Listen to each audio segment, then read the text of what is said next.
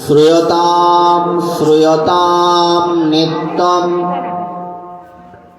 গীয়তাম গীয়তাম মুদা চিন্ততাম চিন্ততাম ভক্তা চৈতন্য চরিতামৃতম।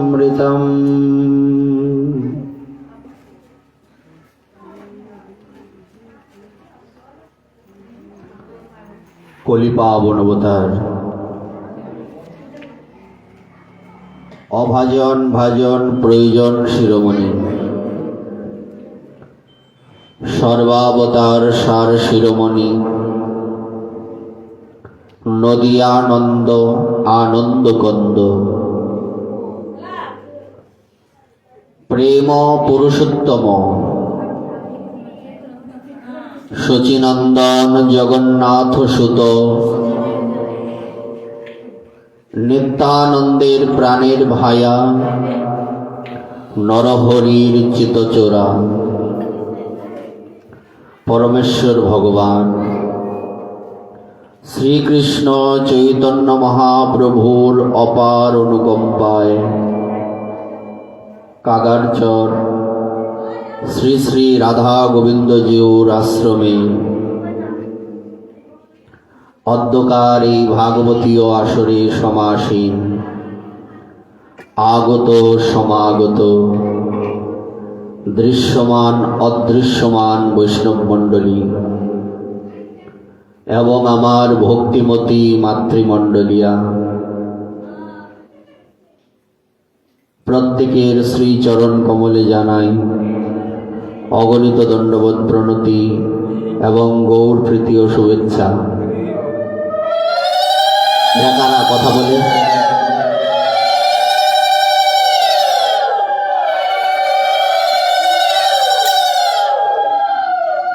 আমাদের কিন্তু লাইভ হয়, যদি কথা বলো মোবাইলটা তোমার দিকে তাক করব, সবাই দেখবে, সবাই গালি দেবে,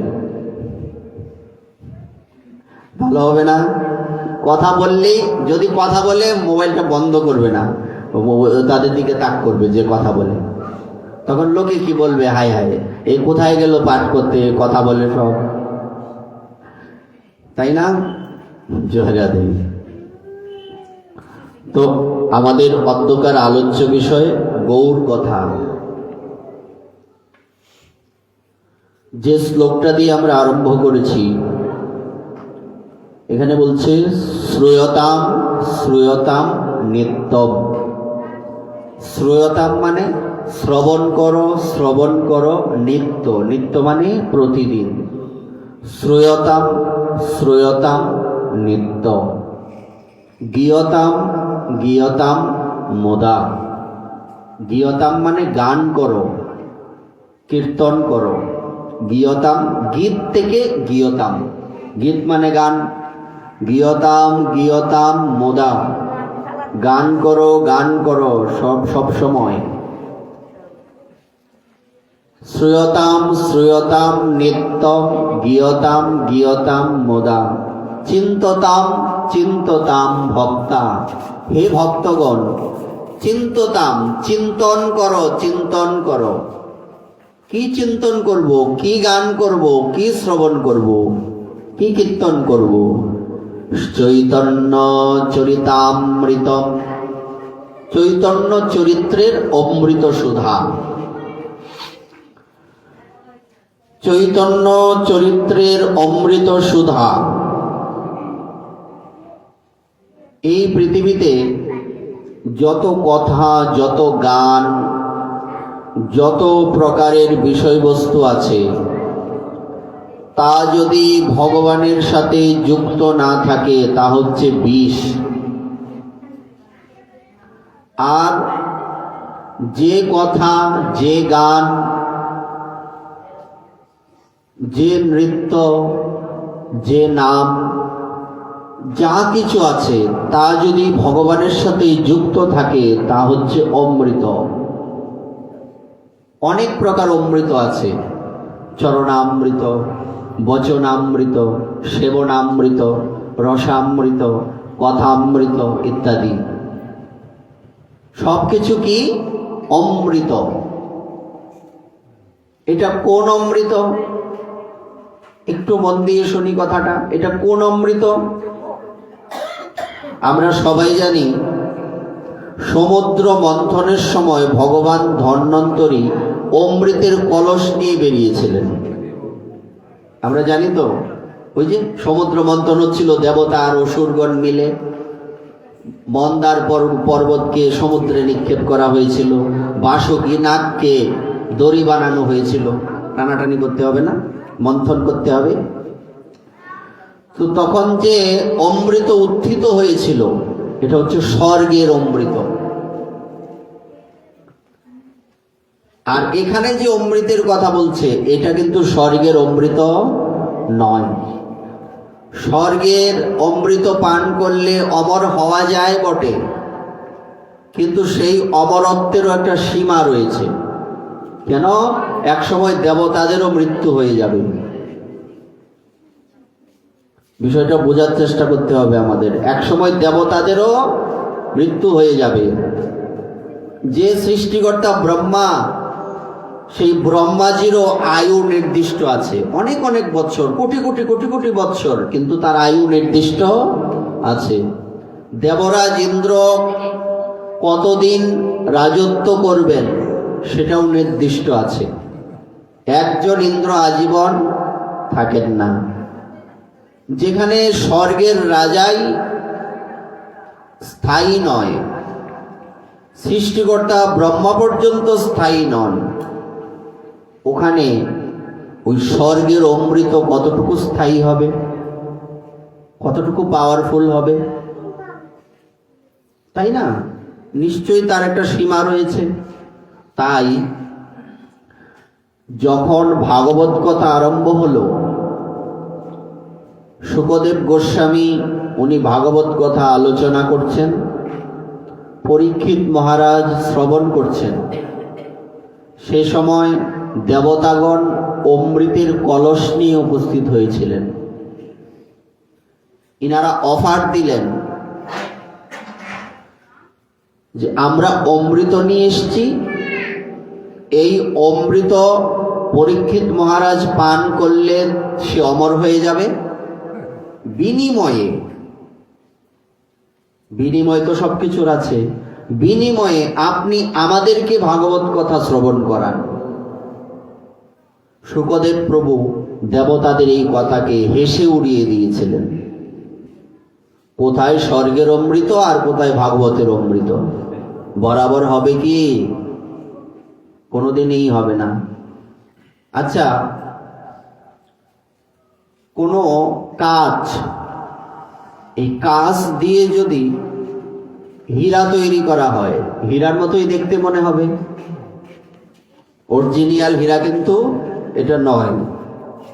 অরিজিনাল হীরা আর কাঁচ একসাথে রাখলে, মানে কাঁচের তৈরি হীরা আর অরিজিনাল হীরা একসাথে রাখলে যারা আমরা চিনি না তারা গুলিয়ে ফেলবো।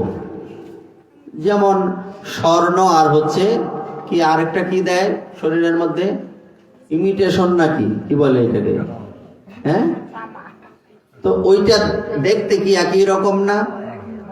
কোন ছোট বালক বালিকাকে যদি বলা হয় বলো তো কোনটা স্বর্ণ কোনটা ইমিটেশন, বলতে পারবে কি?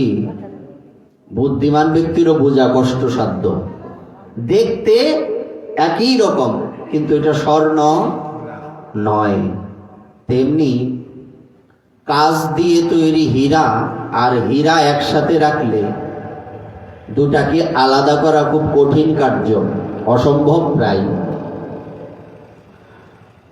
কোথায় কাঁচ আর কোথায় হীরা, দুটো যেমন এক নয়, স্বর্গের অমৃত আর ভাগবতের অমৃত এক নয়। কাঁচের সাথে তুলনা করা হয়েছে স্বর্গের অমৃতকে, হীরের সাথে তুলনা করা হয়েছে ভাগবতের অমৃতকে। এখন বিষয় হচ্ছে আমরা কোনটা গ্রহণ করব। আবার পিছনে যাই, কথাটা একবার দেখুন। চিন্ততাম চিন্ততাম ভক্তাস চৈতন্য চরিতামৃতম। চিন্তন করো ভক্তগণ। কি চিন্তা করব? চৈতন্য চরিত্রের অমৃত সুধা। ভগবানের চরিত্রটা কিরকম? বলছে ভগবানের চরিত্র এমনই উন্নত, আর ওনার কথা শ্রবণ করলে এত আনন্দ হয় যে আনন্দ এই পৃথিবীর কোনো আনন্দের সাথেই মিলবে না। মিলবে কি? কোনোদিনই মিলবে না। তাই আমাদের আজকের আলোচ্য বিষয় হচ্ছে চৈতন্য চরিত্রের অমৃত সুধা পান, গৌর কথা। আচ্ছা, গৌরকে আমরা কেন ভজন করব? আগে এটা আমাদের জানা আবশ্যক। দেখুন, যত যত ভগবানের অবতার এই পৃথিবীতে এসেছেন, সমস্ত অবতারের সার হচ্ছেন শ্রীকৃষ্ণ চৈতন্য মহাপ্রভু। প্রতি যুগে যুগেই তো তিনি অবতরণ করেছেন। আপনারা কীর্তনও করেন, সত্য যুগে হরি, ত্রেতাতে রাম, ওই যে দাদা কীর্তন করেন, ধনুকদারি, দাপরেতে নন্দের ঘরে খাইলো মাখন, আছে কিনা এরকম? দাপরেতে নন্দের বেটা কৃষ্ণ, আর কলি থেকে গৌর সুন্দর। দেখুন, প্রতি যুগে যুগে যত যত অবতারগণ এই পৃথিবীতে এসেছেন, সমস্ত অবতারদের মধ্যে সার হচ্ছেন শ্রীকৃষ্ণ চৈতন্য মহাপ্রভু। কেন? এটার কারণ কি? এটা আমরা একটু পরে বলছি। আগে কেন গৌর ভজন করব এটা আগে বলে নিই। এক সময় দাপর যুগের ভক্তগণ, ত্রেতা যুগের ভক্তগণ, সত্য যুগের ভক্তগণ সবাই ব্রহ্মলোকে গিয়ে একটা মিছিল করছেন। বলে না, আমাদের দাবি মানতে হবে, এরকম হয় কি না? দাবি নিয়ে গিয়েছেন দুনিয়ার লোকজন সব। তখন ব্রহ্মাজি জিজ্ঞাসা করছেন, এখানে এরা কারা, কেন এসছে? তখন বলছে যে আমাদের সাথে আমরা কয়েকজন গিয়েছিলাম, ওনারা নাকি আমাদের সাথে এই কথা বলবেন না, আপনাকে সরাসরি বলবেন। উনি ভাবছেন যাওয়া দরকার, জনগণ খেপে গেলে বড় সমস্যা। হ্যাঁ, উনি এখানে এসে বলছেন, বলো তোমাদের কি দাবি। বলছে আমরা আগেই বলছি এরা কোন কোন যুগের ভক্ত, সত্য, ত্রেতা এবং দাপর যুগের ভক্তগণ সবাই একজোট রয়েছেন, হয়ে ব্রহ্মলোকে গিয়ে আমাদের দাবি মানতে হবে। তো তোমাদের কি দাবি? বলছে আপনার কাছে আমাদের দাবি, আপনি তো সৃষ্টিকর্তা, আপনি তো সৃষ্টি করেন, আমাদেরকে সবাইকে কলিযুগে জন্ম দিয়ে দিন। ব্রহ্মাজি বলছেন, তোমাদের কি মাথা খারাপ? কলিযুগে জন্ম দেব কেন? বলছে না প্রভু, আমাদের মাথা খারাপ নয়, এটাই আমাদের দাবি। তো তোমাদের উদ্দেশ্য কি? বলছে আমরা গৌর ভজন করতে চাই। তো প্রতি যুগে যুগেই তো ভগবান আসেন, তোমরা কি প্রতি যুগে ভগবানকে পাওনি? যে পেয়েছি, তো গৌর ভজন কেন দরকার?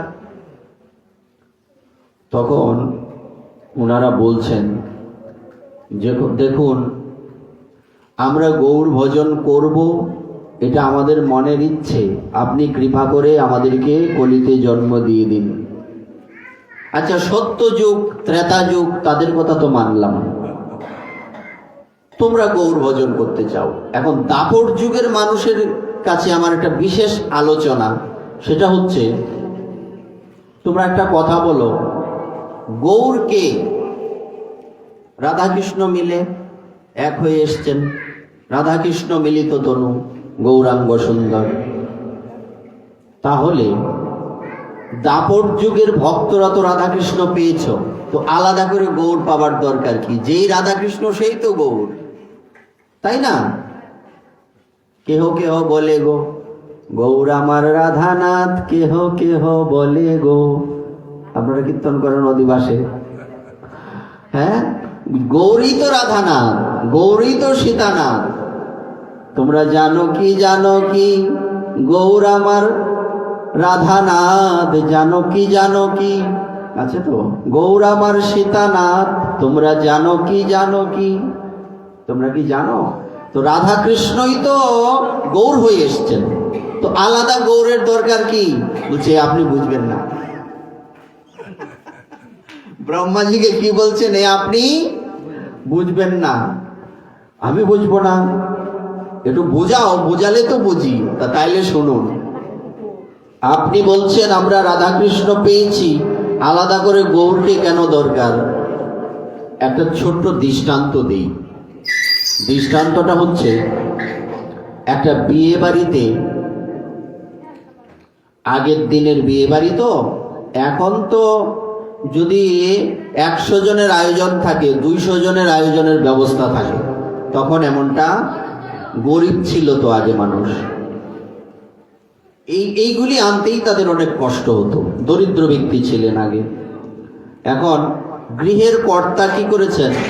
মিষ্টি এনে, এখন তো কার্টন বেরিয়েছে, তখন তো মিষ্টির কার্টন ছিল না, পাত্রে আনা হতো। এইগুলি গিন্নিকে দিয়ে বলছেন লুকিয়ে রাখো, গুনে গুনে নিয়ে এসছেন, যতজন নিমন্ত্রিত 2টো করে মিষ্টি হিসাব করে নিয়ে এসছেন। দেখো যদি এদিক সেদিক হয়, ছোট ছোট ছেলে মেয়ে আছে ঘরে, খেয়ে ফেললে সর্বনাশ হবে। আর বাজারও কাছে না, বললেই আসবে না, রাস্তাঘাটও ভালো না। আচ্ছা, এখন এই মিষ্টির দিকে দৃষ্টি দেওয়ার কি কারো সময় আছে? গিন্নির সময় আছে? অন্য কাজে ব্যস্ত। এদিকে কি ঘটনা ঘটলো? ছেলে মেয়ে হয়তো কেউ সুযোগ পেয়ে ওখান থেকে কয়েকটা মিষ্টি মায়ের ভোগে দিয়ে দিয়েছে। মায়ের ভোগে মানে উদর পূর্তি হয়ে গেছে তাদের। তখন এটা তো কেউ জানেনি, লুকিয়ে খেয়ে ফেলেছে।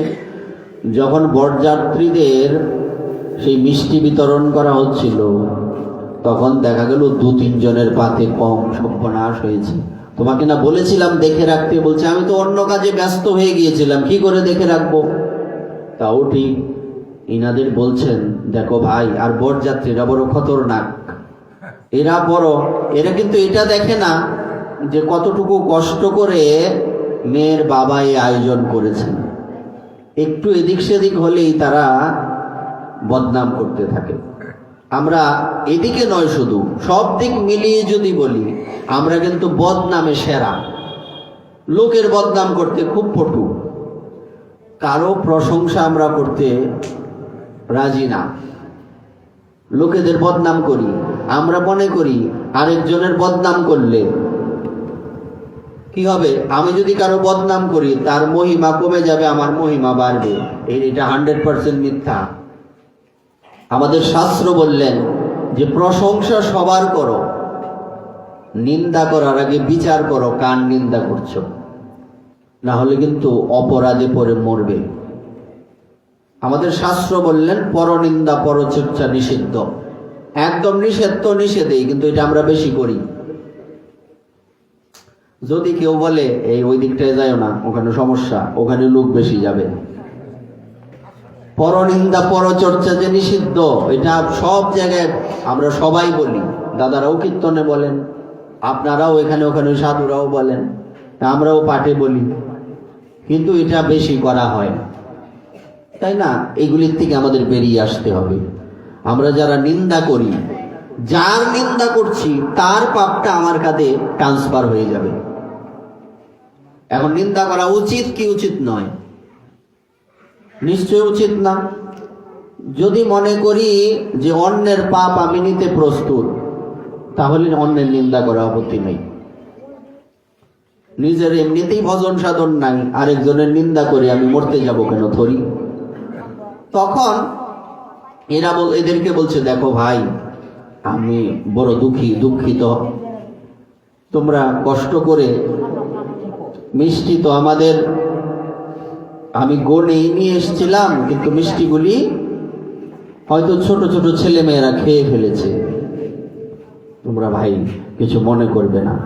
বলছে না, সবার সাথে আমরা বসছি, আমাদের মান সম্মানের ব্যাপার। হ্যাঁ, সবার ভাতে মিষ্টি, আমাদের ভাতে নাই, এটা কেমন দেখা যায়? তখন বলছে, ভাই শোনো, তাড়াতাড়ি গিন্নিকে ডেকে এনে চাই, শোনো। বলছে, কি ঘরে ছানা চিনি আছে কি? বলছে, আছে। যাও ছানা আর চিনি নিয়ে আসো। বলছে, ভাই ছানা আর চিনি দিয়ে দেই? ছানা চিনি দিয়ে তো মিষ্টি বানায় নাকি? ছানা আর চিনি দিয়ে দেই, তোমরা সন্তুষ্ট থাকো, কারণ এখন তো বাজারে যাওয়া সম্ভব না, আমার মান সম্মান নষ্ট করো না তোমরা। বলছে, না না, ছানা আর চিনি, ছানা আর চিনির মধ্যে কি মিষ্টি নাকি?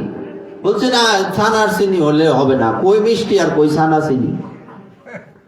এটা নিয়ে তারা এতে রাজি নয়। তেমনি ছানা চিনি মিলে লোকজন বলছে, আমাদের প্রশ্ন হচ্ছে, ছানা চিনি দিয়ে মিষ্টি হয় বটে, কিন্তু ছানা চিনির সাথে একটা ময়দার পাক থাকে, এটা তো এর মধ্যে নাই। মিষ্টির স্বাদ আর ছানা চিনির স্বাদ কি এক? তেমনি এইবার দাপর যুগের ভক্তরা বলছেন সৃষ্টিকর্তা ব্রহ্মাজিকে, হে প্রভু, আপনি বলছেন আমরা রাধাকৃষ্ণ পেয়েছি। আমরা রাধাকৃষ্ণ পেয়েছি ঠিক, কিন্তু রাধাকৃষ্ণ মিলে প্রেমের পাকে যে গৌর হয়েছে, সেই গৌর তো আমরা পাইনি। তাই আমরা কলিযুগে গিয়ে গৌর ভজন করতে চাই। নিতাই গৌর হরিবল। এই জন্য কি আমরা গৌর ভজন করতে চাই। ব্রহ্মাজি ভাবলেন, কথা তো সত্যি, এটা তো এইভাবে কোনোদিন ভাবিনি। কেমন কথা, রাধা কৃষ্ণই গৌর হয়ে এসছেন, কিন্তু দুইজনে মিলে যে প্রেমের পাকে গৌর হয়েছেন, সেই পাকটা তো আমরা আস্বাদন করতে পারি নাই। সুতরাং আমরা কলিযুগে জন্মগ্রহণ করতে চাই। ব্রহ্মাজি চিন্তা করলেন, এরা কি আর কলিযুগে জন্মাবে, আমি আগে ভাগেই চলে যাই। ব্রহ্মাজি নিজে এসে কলিতে নবদ্বীপে এসে মহাপ্রভুর ভজন করতে লাগলেন। প্রভু, তোমার লীলাতে আমাকে অ্যাডজাস্ট করে নিও, তোমার লীলাতে আমাকে যুক্ত করে নিও। তাহলে আমরা বুঝতে পেরেছি আমরা কেন গৌর ভজন করব। একটু নড়াচড়া বেশি হচ্ছে আমাদের।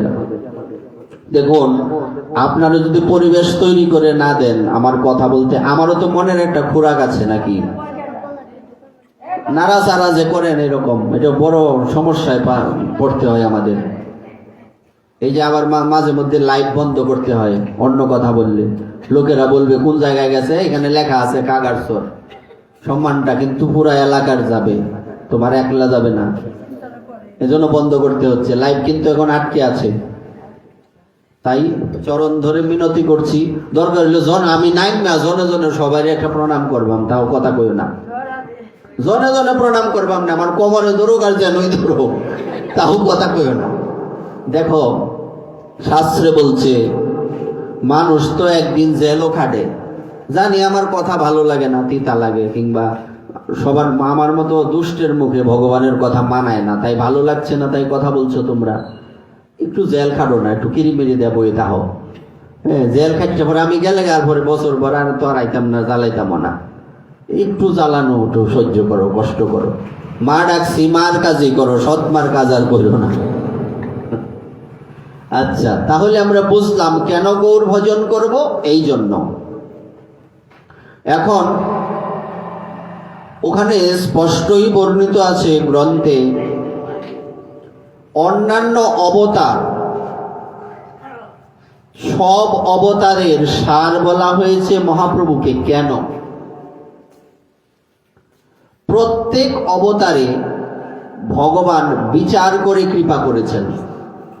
যে যোগ্য নয় তাকে কৃপা করেননি, কিন্তু এই যুগে, এই কলিযুগে মহাপ্রভু বিচার করেননি। কৃতপাপী দুরাচারী পতিত পাষণ্ডী প্রাণে না মারিল কারে, হরিনাম দিয়া হৃদয় সদিল যাচি গিয়া ঘরে ঘরে, ভববিরিঞ্চির বাঞ্ছিত প্রেম জগতে ফেলিল ঢালি, কাঙালে পাইয়া খাইল লুটিয়া বাজাইয়া করতালি, ডাকিয়া হাকিয়া খোল করতালে, গাইয়া ধাইয়া ফিরে, দেখিয়া সমন তরাস পাইয়া কপাট হানিল দ্বারে। এত সুন্দর হরিনাম হচ্ছে, মহাপ্রভুর মুখের থেকে এত সুন্দর নাম সংকীর্তন হচ্ছে, যেই নাম সংকীর্তনের প্রভাবে পুরো পৃথিবী উদ্ধার হয়ে যাচ্ছে।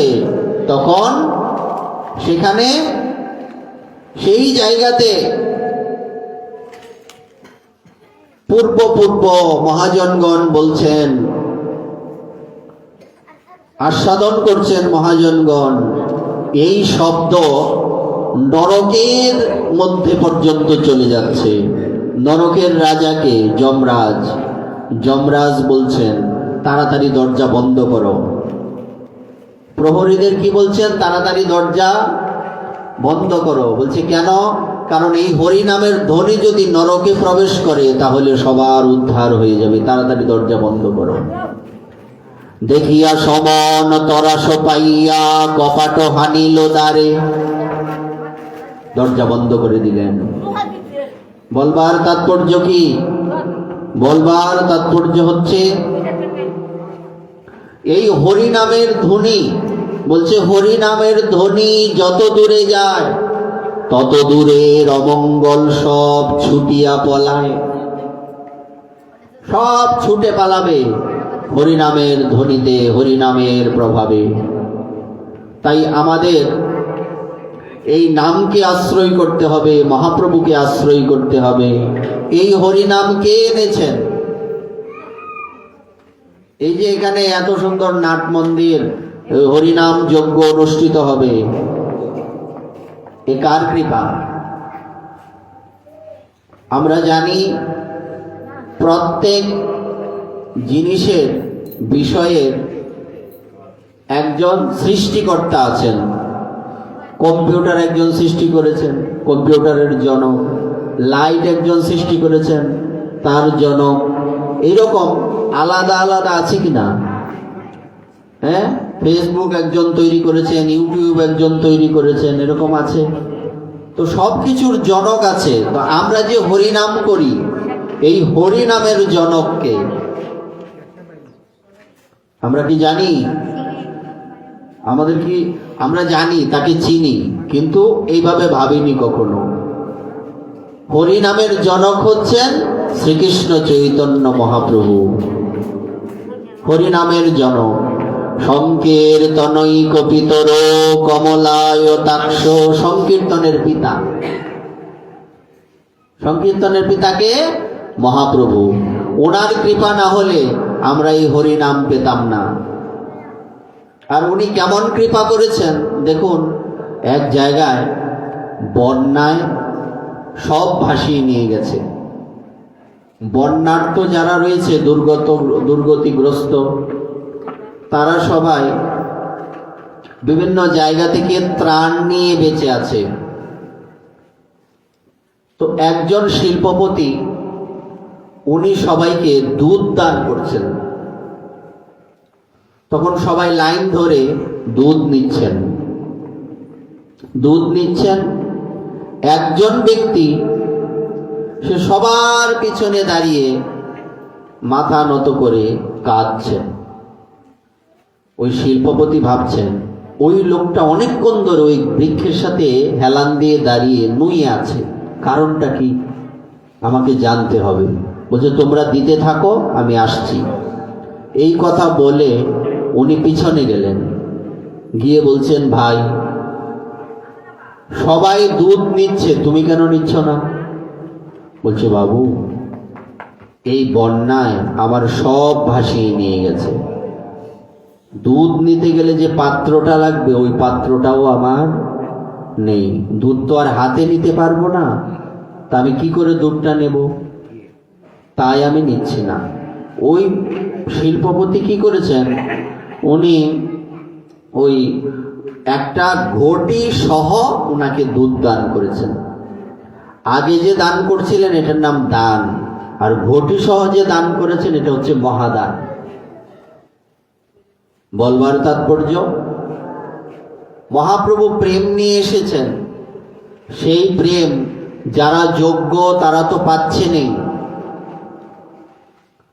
যারা যোগ্য নন ভগবান তাদের হৃদয়রূপী পাত্রটাকে নিজে তৈরি করছেন, তৈরি করে সেই হৃদয়রূপী পাত্রে প্রেম দান করছেন। এটা হচ্ছে মহাদান। মহাপ্রভুর প্রণাম মন্ত্রে লেখা আছে, নম মহাবদান্নায় কৃষ্ণ প্রেম প্রদায়তে।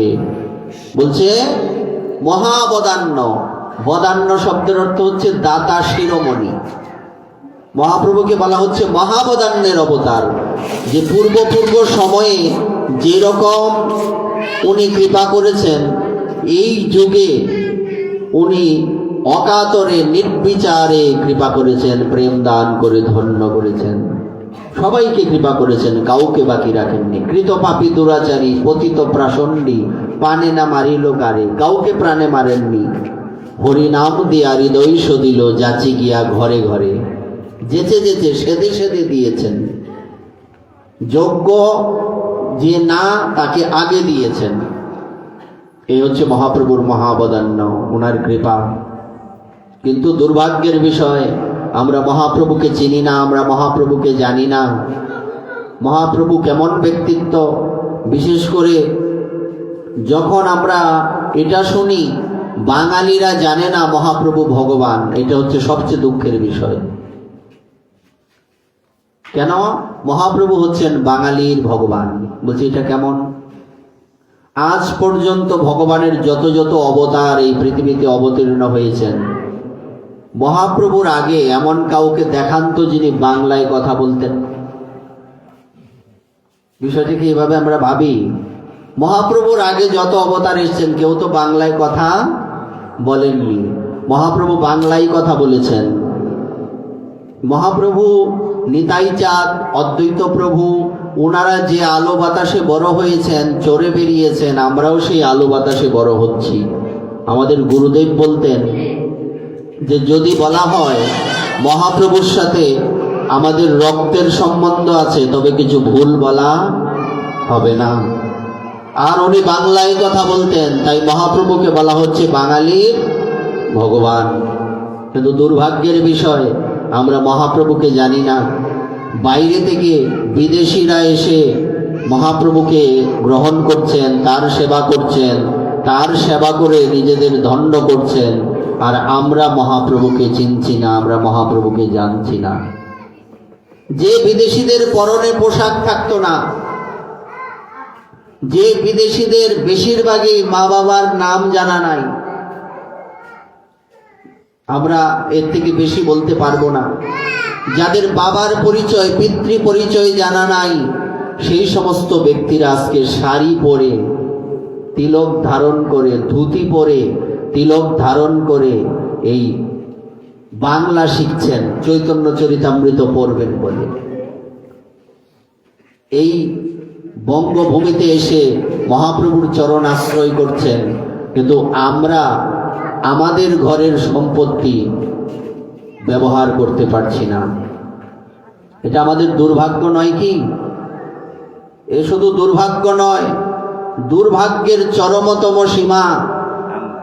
এই দুর্ভাগ্য আমাদেরকে কোন পর্যন্ত নিয়ে যাবে এটা আমরা কিন্তু বুঝতে পারছি না। আজকে যে আমরা এত সুন্দর মানব জন্ম পেয়ে এই ভজন করার সৌভাগ্য লাভ করেছি, এই জন্মটা পেতে আবার 84 লক্ষ ঘুরতে হবে এমন নয় আগামী জন্মে মানুষ হতে পারবেন। এই জন্মটা যদি আমরা কাজে লাগাতে না পারি, এবে না ভজিলে যশোদাসুত চরমে পরিবে লাজে। এইবার যদি আমরা ভগবানের ভজনা না করি, তাহলে আমাদের দুঃখ করার আর কোনো কথাই বলে না, যে আমাদের ভাষায় বলে যে দুব্বায় ফিট ঘুরতো না, এটাই আমাদের সাথে যাবে। যদি আমরা আমাদের এই জীবনটা এখন কাজে না লাগাই, তাহলে আমাদের দুর্বায় ফিট ঘুরবে না, আমাদের দুঃখের সীমা থাকবে না। সেই মহাপ্রভুর কৃপা। তো এক সময় অদ্বৈত প্রভুর দুই নাতি গীতি গোবিন্দ আর দোল গোবিন্দ দুইজন কথা বলছে, দাদা মহাপ্রভু যে হরিনাম দিয়েছেন, কলির জীব সব উদ্ধার হয়ে যাবে, নরক খালি পড়ে থাকবে। আরেক ভাই বলছে, না ভাই, এমনটা হবে না। বলছে কেন? কারণ 84 নরক খালি পড়ে থাকবে না। যারা গৌরকে না মানবে, যারা গৌরকে না ভসবে, যারা গৌরের কথা মেনে না চলবে, তারাই 84 নরক কুণ্ডে পড়ে মরবে।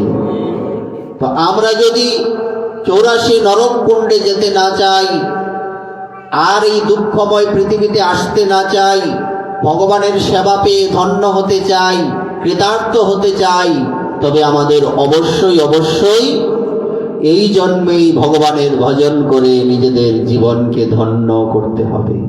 এই হচ্ছে মানব জীবনের সার্থকতা। ডাক্তার, ইঞ্জিনিয়ার, অমুক তমুক খুব হওয়া যাবে, কিন্তু যদি আমরা ভগবানের ভক্ত হতে না পারি, তবে আমাদের সবই নষ্ট হয়ে যাবে। তো আমরা কিন্তু এই পৃথিবীতে জীবন নষ্ট করার জন্য আসিনি, আমরা মহাপ্রভুকে পেয়ে ধন্য হবার জন্য এসেছি। এই পৃথিবীতে আমরা কি কেউ সুখী?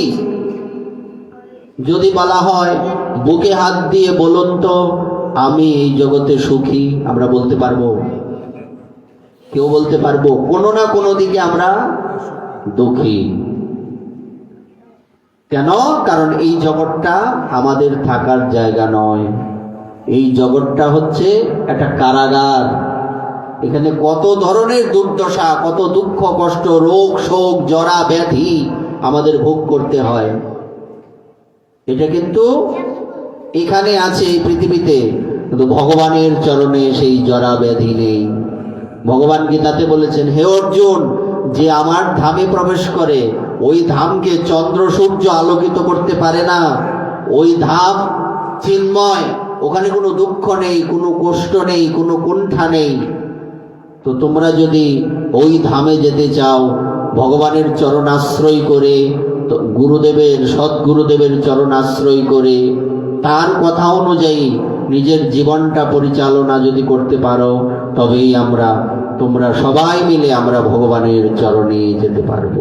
সবাই মিলে যাব, একা যাব কেন? একজন দুষ্ট ব্যক্তি সে চায় যে আশেপাশে যারা আছে আমার বন্ধু বান্ধব তারা সব দুষ্টই হোক। চোর তো চাইবে না মানুষ ভালো হোক, চাইবে কি? চাইবে না। আমার যে তত্ত্বাবধানে আছে সেও দুষ্ট হোক আমি চাইবো, কিন্তু একজন সাধু চাইবেন কি যে সেও সাধু হোক। তো আমাদের এই টার্গেটটা ফিল আপ করেই তবে চলতে হবে, নতুবা আমরা এতটাই লজ্জায় পড়ে যাব, এতটাই দুঃখ কষ্ট আমাদের ভোগ করতে হবে, আবার 84 লক্ষ ঘুরতে হবে, পশু পাখি কীট পতঙ্গ বৃক্ষ লতা ইত্যাদিতে জন্মগ্রহণ করতে করতে করতে করতে আবার কবে মানুষ হই কোনো ঠিক ঠিকানা নেই। এটাই কাজে লাগাতে হবে। শীতার্ত রজনী, অত্যধিক শীত, ওদিক দিয়ে বাতাস আসছে, আপনারা আরো নিচে বসে আছেন, খুবই কষ্ট হচ্ছে। এই কষ্ট কিন্তু ভগবানের ওখানে গিয়ে পাবেন না, ওখানে এই কষ্ট নেই, ওখানে কেবল সুখ আর সুখ। তাই যদি আমরা এই দুঃখ কষ্ট থেকে নিস্তার পেতে চাই, তাহলে গৌর ভজতে হবে। আর সেই গৌর যদি পৃথিবীতে না আসতেন, আমরা জানতাম না, এই হরিনাম হতো না, এই ভাগবত হতো না, নারী পুরুষ একসাথে বসে ভাগবত, এটা পূর্বে ছিল না। এটা মহাপ্রভুর কৃপা। তাই মহাজন কি বলছেন, যদি গৌর না হইতো তবে কি হইতো, কেমনে ধরিতাম দে। যদি গৌর না হইতো তবে কি হইতো, কেমনে ধরিতাম দে। যদি গৌর না হইতো তবে কি হইতো, কেমনে ধরিতাম দে। যদি গৌর না হইতো তবে কি হইতো, কেমনে ধরিতাম দে। রাধার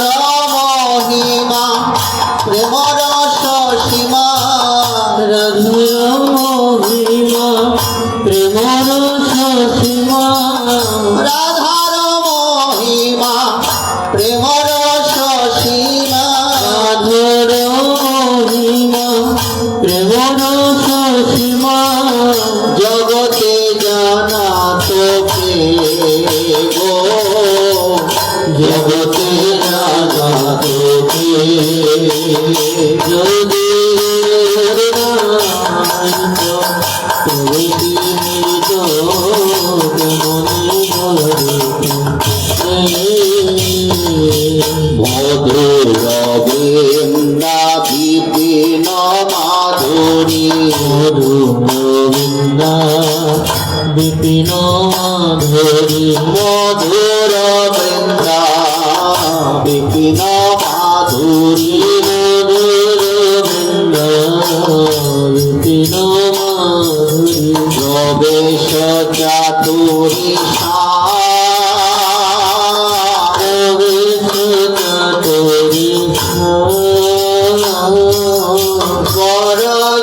যুবতী ভাবের ভকতি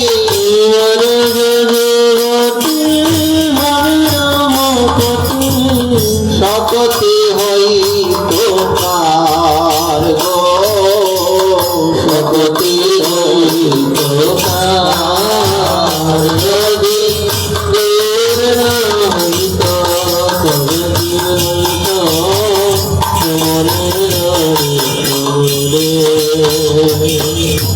গাও কোন কোন গৌরাঙ্গের গুণ কোন কোন রঙের গুণ গাও কোন কোন গৌরাঙ্গের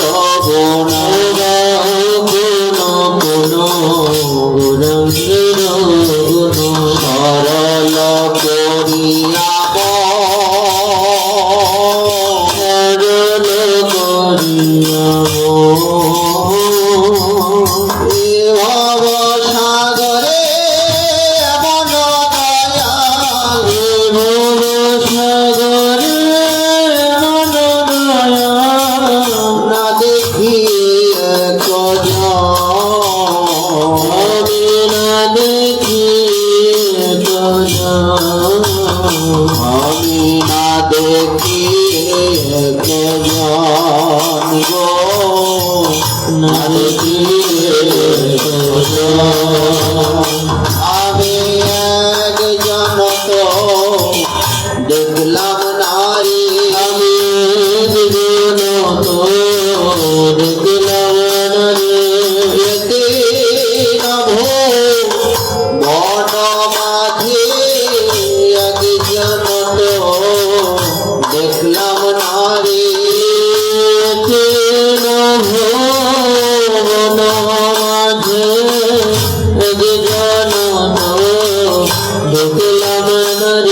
আমি একজন তো দেখলাম নারী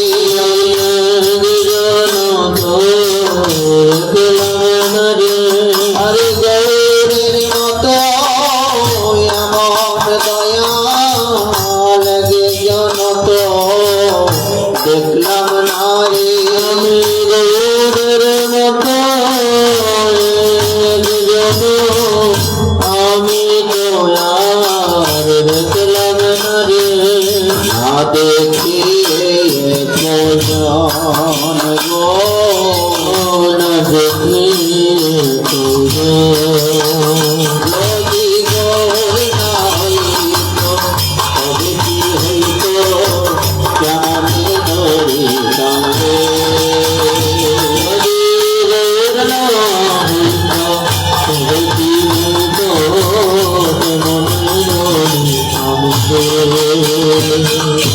গৌরাঙ্গ বলিয়া নাগেন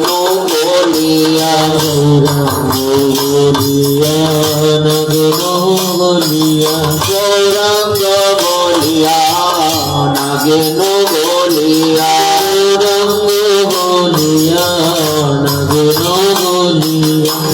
মনে ধরিল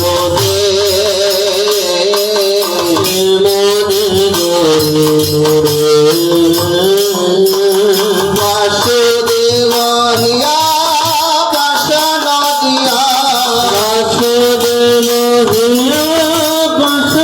দিয়া কেমন গড়িয়াছে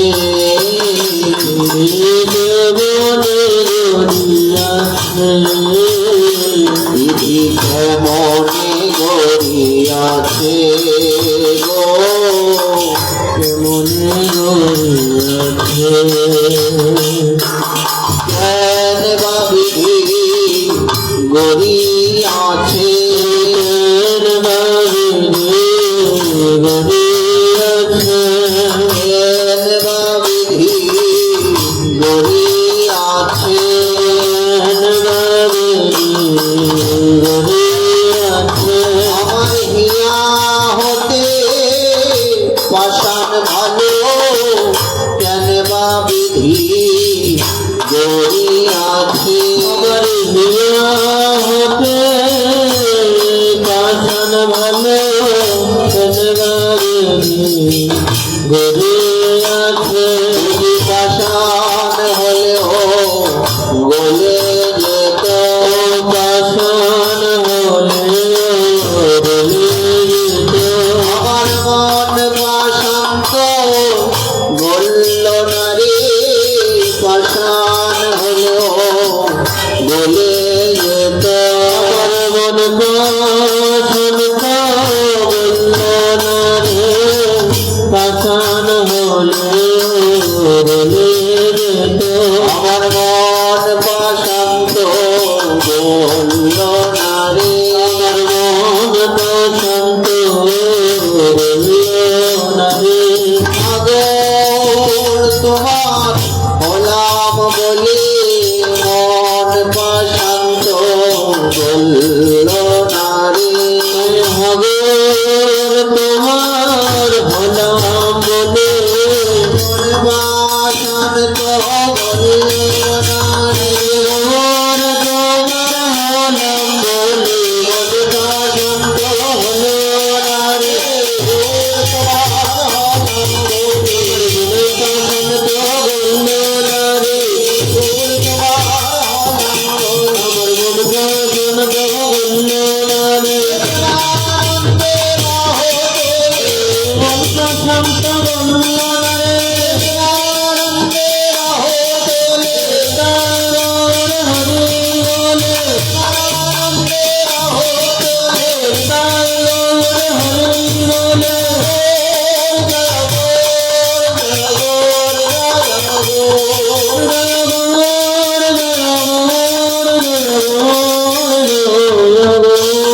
ভগবতটা কি বলছেন এখানে? উনি বলছেন যে হিয়া পাষাণ গলল না রে। কত পাষাণ গলে গেল, গৌর তোমার হলাম বলে। গৌরকে নিজের করে নিতে হবে, গৌরের চরণে আশ্রয় নিতে হবে, তাকে সর্বস্ব সমর্পণ করতে হবে। ভগবান গীতাতে বলেছেন সর্বধর্মান পরিত্যাজ্য মামেকং শরণং ব্রজ অহং তাং সর্বপাপেভ্যো মোক্ষয়িষ্যামি মা শুচঃ। যদি তুমি সমস্ত কিছু পরিত্যাগ করে আমার চরণে শরণ গ্রহণ করো, তবেই তোমাকে আমি সমস্ত পাপ থেকে মুক্ত করব, তাতে কোনো সন্দেহ নেই। তো সকল ভক্তদের চরণে প্রণাম জানিয়ে আমাদের আজকের এখানে এই ভাগবতের বিশ্রাম। আমরা আর অগ্রসর হতে পারছি না, শীতের রাত্রি, আপনাদের কষ্ট হচ্ছে বুঝতে পারছি, তো আমরা আর অগ্রসর হচ্ছি না। হ্যাঁ, এত কথা এইভাবে চললে তো হবে না, এভাবে হয় না। কষ্ট তো হইতেছে, দেখতেছি এইভাবে এইভাবে নাড়া ছাড়া তো চলছে।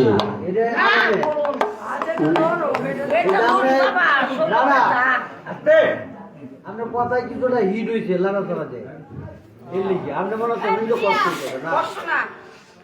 না, সবার মুখে তো ভগবানের কথা ভালো লাগে না, মনে হয় ভালো লাগছে না আপনাদের। তা আমি তো জানি আমার ভজন নাই, সাধন নাই, অগ্রিম না। ওই দিক থেকে বাতাসও আসছে, কষ্ট হচ্ছে আপনাদের।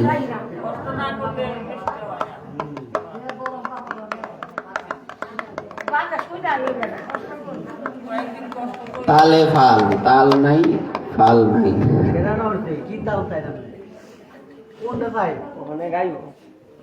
কীর্তন করেন তাইলে ভালো হবে। নেতাই গৌর হরি বল। সকলের চরণে প্রণাম। ও জয় জয় রাধে।